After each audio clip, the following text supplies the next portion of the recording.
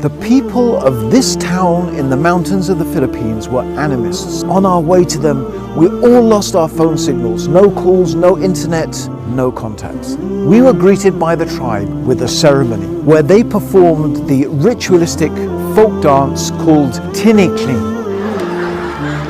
We delivered our lectures on the basics of the Islamic faith.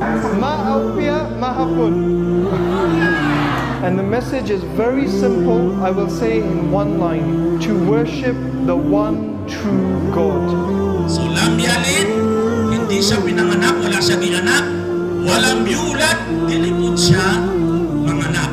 The local guide then explained to us that they were saying how grateful they were that we had told them about the true message of Islam and how different it was from what they had heard in the media. We told everyone that there is no compulsion in the religion. The choice was theirs to accept it or reject it. When Allah wants to guide people, there is nothing that can stop it. Ashhadu an la ilaha illallah.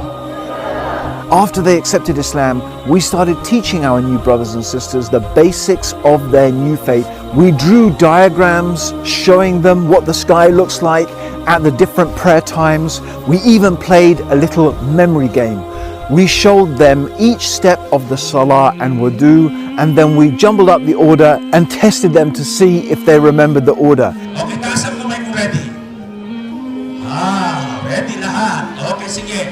Have you ever seen so many new Muslims having so much fun learning how to pray salah and making wudu?